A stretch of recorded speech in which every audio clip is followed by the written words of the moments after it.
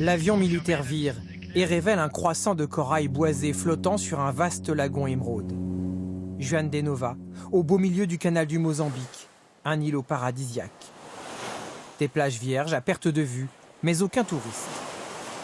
Car les seuls habitants sont ces militaires. Ce jour-là, patrouille de surveillance en Zodiac. La France tient à faire respecter sa souveraineté sur cette île isolée et ses eaux cristallines. Le but, c'est quand même de préserver ce territoire qui reste français, surtout lutter contre la pêche illégale, parce qu'il y a beaucoup de bateaux de Madagascar qui viennent pêcher dans cette zone qui est strictement interdite à la pêche. La France déploie ici, depuis 1973, en permanence, un petit détachement militaire et autorise uniquement des scientifiques à fouler cette terre pendant longtemps méconnue. On va prendre la marque 714 pour du Perrier-Ophyton-Glomératum. Ces botanistes font des relevés complets. Ils étudient régulièrement les mêmes endroits qu'ils appellent des placettes. Donc comment évolue finalement une flore laissée libre, mais également appréhender les changements climatiques. C'est à travers ce réseau de placettes permanentes que les quelques centimètres par exemple de montée des eaux vont être complètement perceptibles à travers en fait un changement important de végétation. Des scientifiques qui vont pieds nus aux côtés des rangers militaires. Une cohabitation inhabituelle que chacun semble apprécier. Ça donne des super échanges, des rencontres je pense extraordinaires. On découvre leur métier, peut-être qu'ils découvrent le nôtre aussi. Ouais, tout à et donc fait, c'est beaucoup de préjugés qui tombent. Au détour du chemin, nous découvrons ces quelques tombes. On a tout dégagé jusqu'à la croix en une première demi-journée. Des sépultures, témoignages de l'histoire troublée de Juan de Nova. Tout comme ces wagonnets rouillés, abandonnés. Car au milieu du XXe siècle, un commerçant s'installe ici pour exploiter le guano, riche en phosphate et utilisé comme engrais.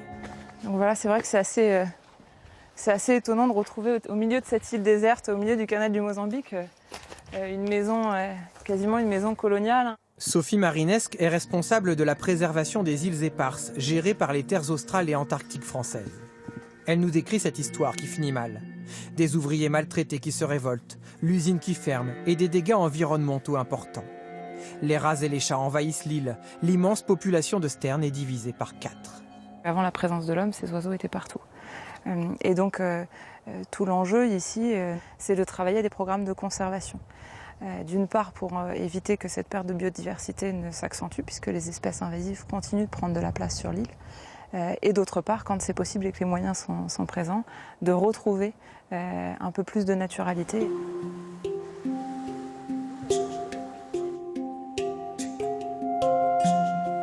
Au petit matin, lever des couleurs. Envoyé. Au son d'un clairon hasardeux. C'est pas un peu étrange d'hisser les couleurs de la France, là, au milieu de nulle part? Non, c'est pas forcément étrange, c'est un territoire français, donc on est là pour assurer la souveraineté de la France sur effectivement ce petit territoire, mais qui a son importance stratégique, puisque c'est aussi grâce à la piste d'aviation, une plateforme aérienne qui pourrait nous amener à conduire des troupes jusqu'en Afrique. Stratégique, car avec Juan de Nova, comme avec les 4 autres îles éparses, la France s'offre un vaste espace maritime dans l'océan Indien. Pour s'y rendre, il faut emprunter un vol militaire depuis la Réunion. Survoler Madagascar et l'immensité de l'océan Indien. Les pilotes ne s'en lassent pas. Ça reste quand même à chaque fois un plaisir pour les yeux. Puis vous allez voir, quand la météo comme aujourd'hui s'y met, c'est quand même superbe d'arriver sur un lagon et puis de pouvoir se poser sur une piste qui est desservie par personne d'autre. Car cette fois-ci, nous atterrissons sur Europa à 650 km de Juan de Nova. Et c'est l'heure du déjeuner. Le détachement militaire vit ici pendant 1 mois et demi, 14 légionnaires, 1 gendarme, et les divertissements sont rares.